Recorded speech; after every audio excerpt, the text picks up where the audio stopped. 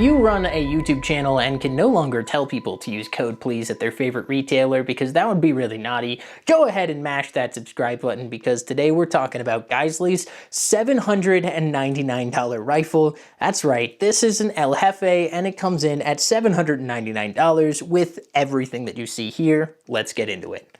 Now, I didn't mince my words or show you a completely kitted out rifle. This is in fact the El Jefe, and this is all that it comes with from ALG Defense, aka Geissele. Now, I'm going to do a quick tip to butt of this rifle, but I want to talk about why it is that I picked this and why we're talking about it. I'm telling you guys to go grab one before it's too late. This is the El Jefe from ALG Defense, and it caught my eyes 2 years ago when Hop went on a rant talking about how trash it was for the $1,300 MSRP, and then about 4 or 5 months ago, I stumbled upon it for significantly less than the MSRP, to the point where it was $799. Before we move forward, I have to ask you guys for a favor. You've probably noticed a lot of your creators have had all of their videos taken down. My channel was almost nuked last month, and since then my views have still not recovered. You guys commenting on our videos and sharing them with everyone you know is in fact the only way that we can keep ourselves alive, as YouTube is no longer going to be showing me to people that don't watch my channel or don't like my content.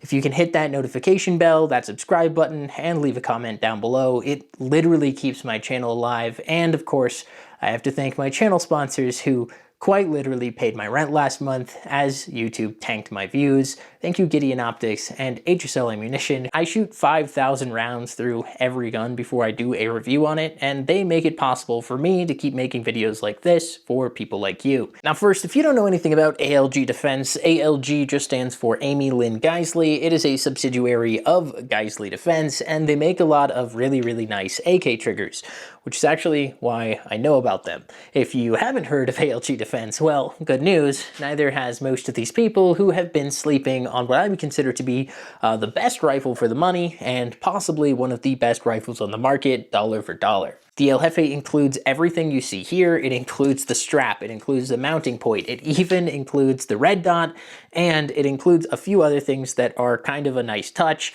like the braided spring for the buffer that I always end up buying for my rifles anyway, and then it also even included an AccuEdge to put in between the upper and lower receiver to remove any slack in the rifle.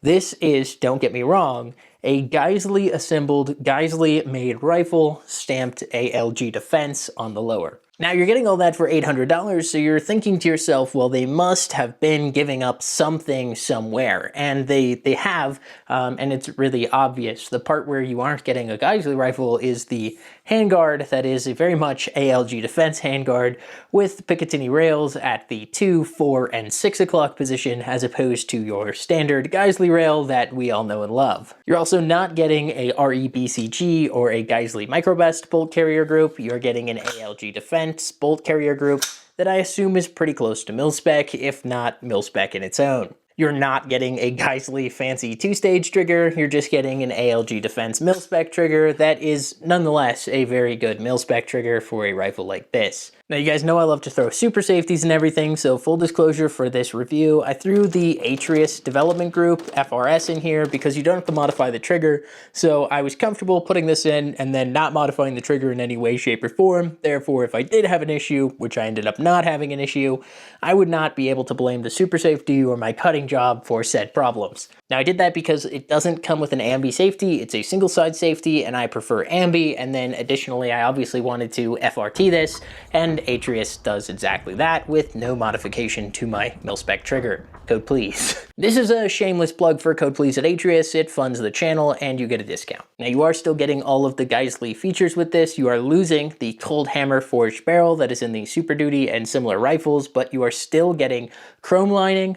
They call it chrome plating, but spoiler alert, that's just chrome lining. And you're getting Geissele's gas block with their extended mid-length gas tube that gives you a little bit of a lighter felt recoil on the shooter. And obviously you're getting that braided buffer spring with the Geissele H1. So it's a nice soft shooting rifle that's very controllable. Now let's talk about why this died. There were a few reasons, and one of them I think is really stupid, and the other one I think made sense.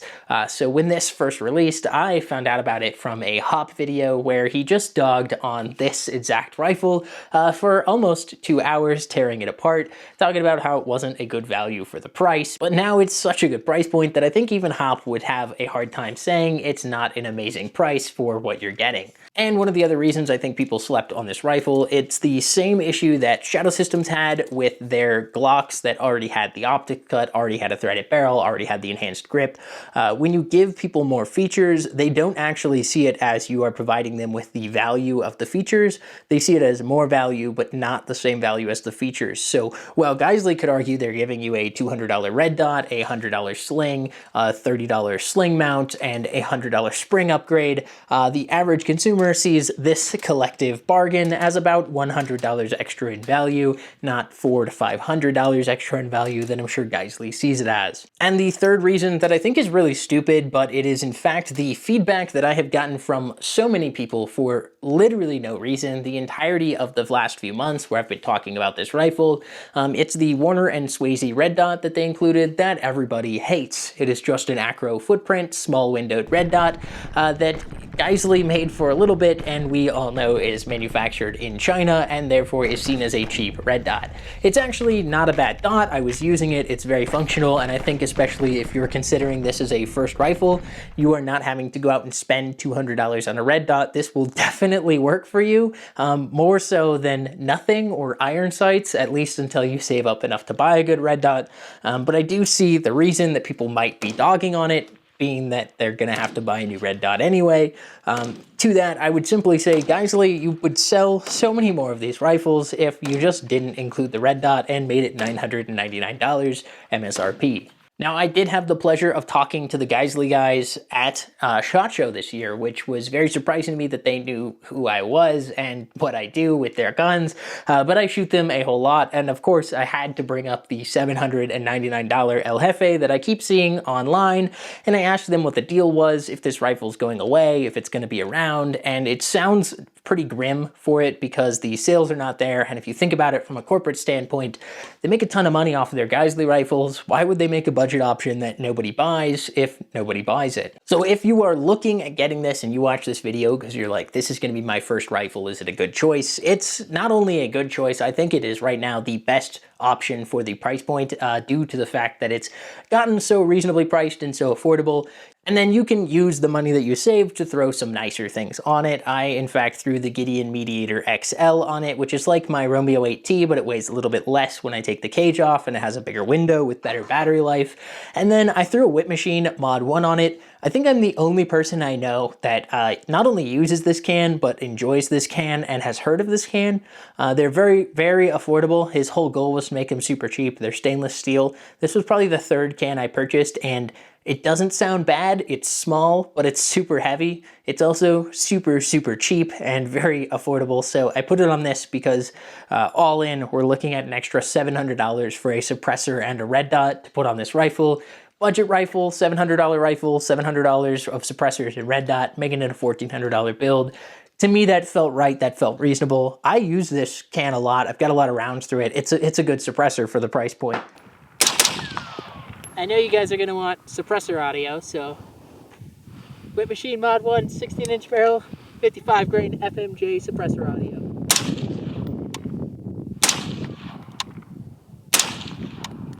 That's how it sounds. The other thing that was kind of reassuring for me was the Atrius selector did just drop in and run in this rifle. There was no modification needed, no cutting needed to the upper or lower receiver, no modification needed to the buffer or spring, although I would probably run an H2 instead of an H1 if I'm running it with this and suppressed in the future. For now, I've put this back to its OEM state to give you guys a fair review, and then obviously I left the Atrius in it because it's staying. But this is, in fact, everything that you could ever imagine for a Geissele rifle. rifle. And then if you are one of those people who's like, well, what if I want to upgrade it in the future? You have a full Geissele built rifle. You can buy the $300 Geissele handguard and put it on here if you want to, and then you have yourself a Super Duty at home, sans cold hammer forged, but you still have a chrome lined barrel, and it's shooting basically sub MOA. I'll show you. I shot it, but it's been freezing cold and super windy, so you've got the culmination of that, and I still managed to get what I think is a pretty decent grouping for the fact that the target was moving back and forth. It is super windy, so hopefully you guys can hear me. And then on a not windy day, I was able to make hits at 300 yards on my big steel beam. Literally no problem with just my Gideon Mediator XL that was mounted to this and no magnifier at all. Impact.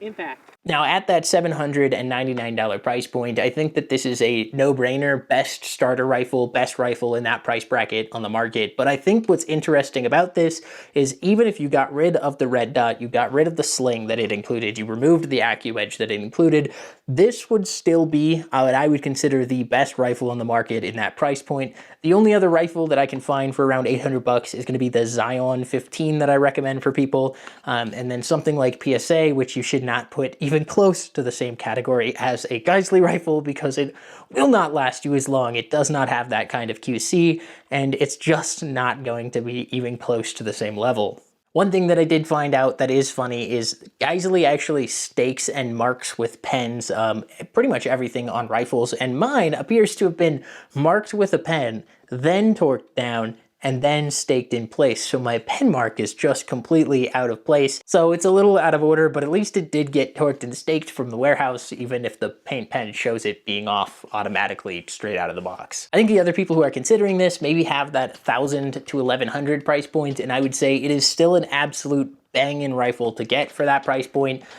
You are looking at this versus something like a Daniel Defense, and I don't think Daniel Defense has held up in recent years. I think that they've really dropped off in their level of quality, and I'd put this rifle above them, even though in fact it is still going to be cheaper with all the included gear straight from the factory. So that's pretty much it. I know I'm going to sound like a shill. Geissele did not pay me for this good review. This is a fantastic rifle, fantastic offering at a great freaking price point right now, and I just think that ideally they'll sell a whole bunch of these, realize that that's the price point to keep it at, and then continue the line as opposed to completely discontinuing it. That's it, guys. Thanks so much for watching, and as always, I'll catch you in the next one.